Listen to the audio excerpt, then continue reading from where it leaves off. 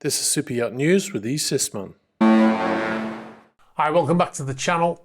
Okay, so we're tracking a news story which is a little bit outside of our wheelhouse, so to speak. However, we've had an awful lot of people asking about this accident. Now, we're referring to the collision between two freighters that happened yesterday, a British registered bulk carrier MV Verity and a Bohemian registered bulk carrier Polessi. Now, the incident happened in the sea area known as the German Bight, and the collision occurred southwest of the island of Heligoland in the North Sea. Now, people were asking about the circumstances, what they are, what, if anything, may have happened to have caused a collision, and who should have done what to prevent the collision. So we're going to go into all of that, and I'm going to show you footage from AIS showing how the ships came together. Now, to recap the incident, we've got information from the Isle of Man shipping registry, and the reason why is you'll see as we start to read it. The ship Verity was registered with the Isle of Man. It was a British registered ship. The ship Verity sailed from the German port of Bremen at 1900 hours UTC on the 23rd of October with 7 crew members on board. Now, at approximately 0300 hours UTC, the Verity was involved in a collision with the Bohemian registered bulk carrier Polessi. Following the collision, the Verity sank and the Polessi remained afloat. Now, this collision occurred southwest of the island of Heligoland, as we mentioned earlier, and the German Maritime Rescue Coordination Centre, the MRCC, received the alarm just before 0400 UTC, and a search and rescue operation was immediately initiated. Now, the ship registry is deeply saddened to report that information received from the German authorities includes confirmation of 1 seafarer fatality. 2 seafarers have been rescued from the sea by the German Maritime Search and Rescue Service and transferred to hospital for emergency treatment and are currently reported as doing well, and the search continues for the 4 missing seafarers. So that's what we know. That's the timeline of events in very short form. Obviously, data is scarce right now. The search and rescue operation is still continuing, so they're not going to start to dive into exactly what happened until they've completed that search and rescue operation. Now, the next part is sort of speculation, but it's based on 20 plus years at sea. Plus, I've spoken to maritime commercial captains as to what would have been going on the bridge and on the vessel itself. And this is basically what should have been happening on the bridge at the time. Now, bearing in mind it was 0300 UTC, 0400 local time, which is in the European time. The officer of the watch would have been on the bridge. He should have been on the bridge, of course, along with most likely along with a watchstander to aid keeping a lookout. Now, there are occasions during a watchstander's watch where he has other duties, where he has to go on rounds, to go around the vessel, to secure it and make sure there's no floods from certain shell doors, etc. Make sure there's no fires, things like that. So sometimes the officer of the watch can be left alone on the bridge during that watch. Now, also there was possibly an engineer in the engine room on watch, although because this vessel was a relatively small vessel, it's a 90 metre, 2,600 gross ton vessel. It was small in comparison to the other vessel that they collided with. So it's possible that they may have had a UMS system, an unmanned system. Now, in this situation, the on-watch engineer will have had an alarm panel in his cabin to alert of any issues, but apart from that, he would most likely be sleeping. In the event of some sort of engine issue, or if there was a problem on the bridge, they will call him and he will wake up and go to the engine room. So if that was the case, then he would have most likely been sleeping, with it being in the middle of the night. And as would have most likely the rest of the crew been sleeping at this time.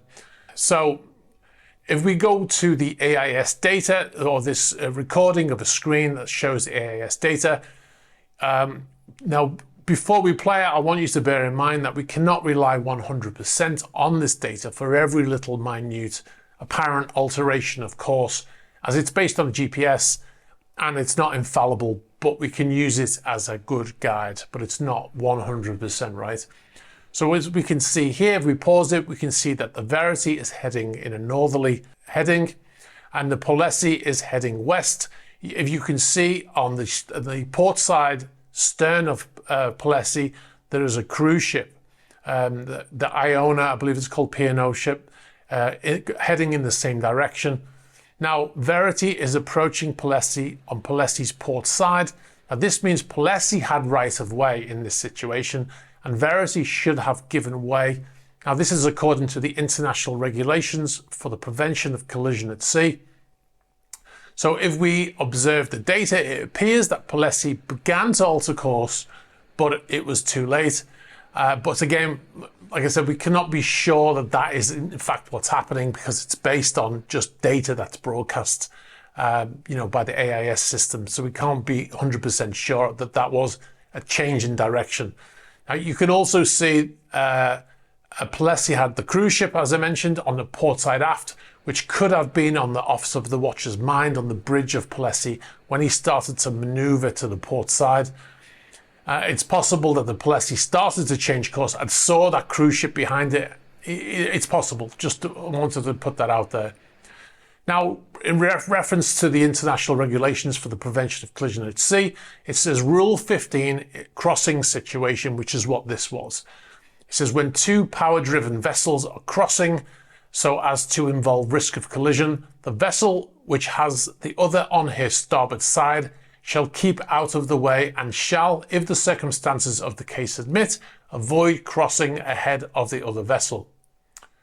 And now, in other words, the Verity should have given way to Palessi. Now, usually they will do this by altering course to avoid the other vessel or by slowing to allow the vessel to pass in front and then resuming their speed that they were at before.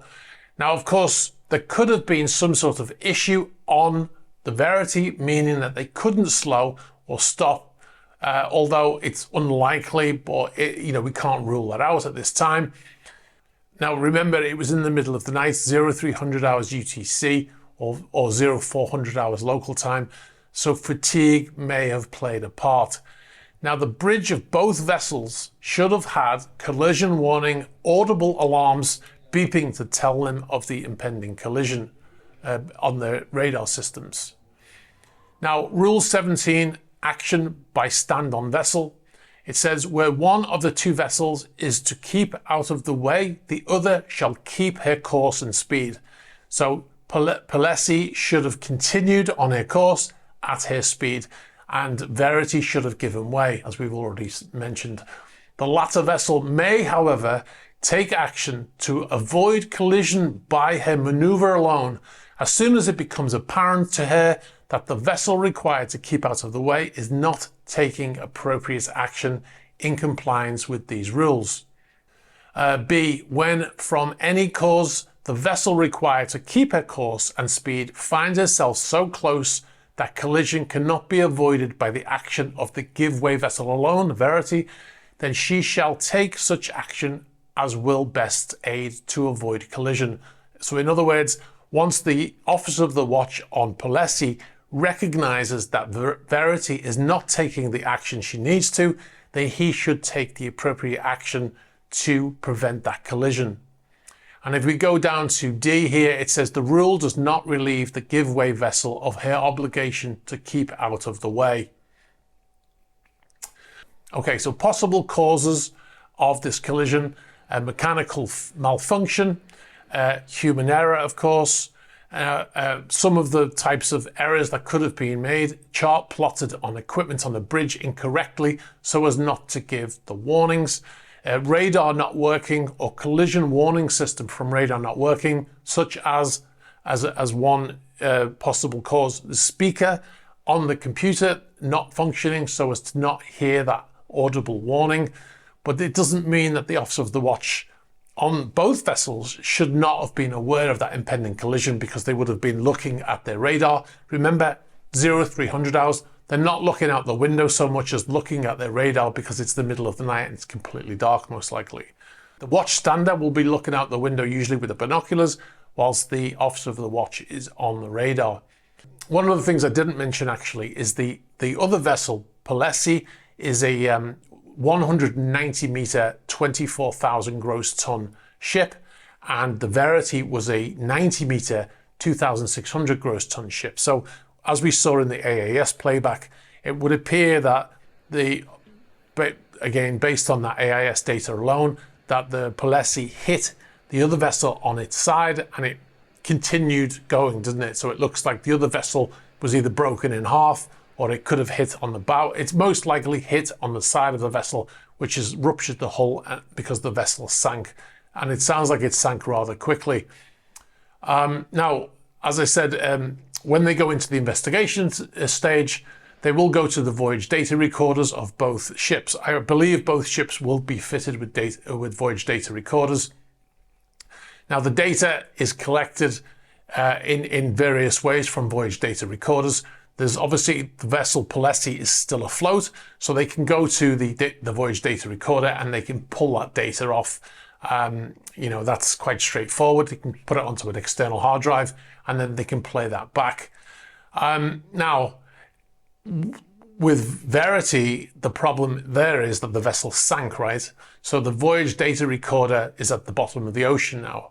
However, the voyage data systems that I've worked with in the past, they have a flotation device that is on the exterior of the ship. And what happens is the VDR records to that device constantly, sending data up to it. I think it's 12 hours of data it records onto it. And then in the event of an accident, this device can then be recovered by search and rescue and the data extracted.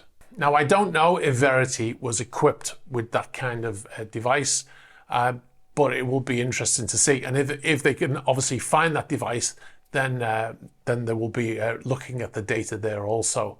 And obviously eyewitness accounts here because there are survivors. So they'll be talking to the people from the Verity. Most likely the watchkeeper is one of the survivors. And they'll be talking to him and the people on the other vessel. Now, obviously it's an extremely sad situation where at least one seaman has lost his life. Now, we will bring you more information as we get it. All right, so we're going to move on to our next story now. Unfortunately, this isn't a great news story either. A 33 meter or 108 foot yacht, a Ricacha, sank in Mexico. Now, we've got some footage here, dramatic footage of the last moments of the yacht that was filmed and put on social media. The yacht was hit by a strong wave in La Paz Bay in Baja California Sur in Mexico due to the Hurricane Norma, which hit the marina this Saturday on the 21st of October. Hurricane Norma caused strong winds in the local seas, and according to sources, vessels sought refuge in the marina, but unfortunately collided with another due to the heavy wind. Now, after moving away from the anchorage area as a precaution to avoid further collision with other vessels, Ricacha was pulled by strong currents and began to sink. You can see that the anchor was down at the time. Now, the crew members were rescued and taken to safety before the yacht started to sink, so there are no fatalities in this yacht sinking. And a rescue operation has reportedly been activated in order to retrieve that yacht. So it sank. It must have been in relatively shallow water if they're going to retrieve it.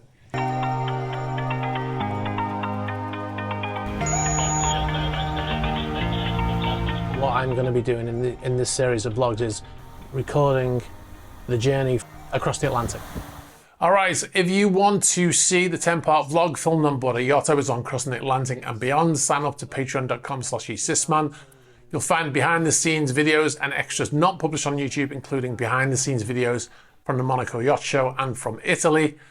We also recently made a video showing how we make the Super Yacht News videos, as well as the Patreon chat series, the Patreon-only Q&A series, where you can ask questions answered in Patreon-only videos.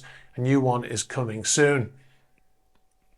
And you'll get early access to YouTube features advert-free. And don't forget to check out our Super Yacht News channel. You get all the news from these videos in bite-sized chunks. And now the full episode of Super Yacht News will be published there as well, so you can get all your Super Yacht News in one place. All right, guys, thanks very much for watching. If you've got any information about these stories, If you were on board any of these ships, please be sure to get in touch. You can do it in the normal fashion. In actual fact, you can get us at news@esysman.co.uk. You can get us, you can find that on the About page of the YouTube channel. You can find us on Twitter, on Instagram, and on Threema. And please be sure to like this video. Very important for the algorithm. Hit the subscribe button and hit the bell for future notifications. All right, guys, thanks very much for watching, and I'll catch up with you soon. Bye-bye.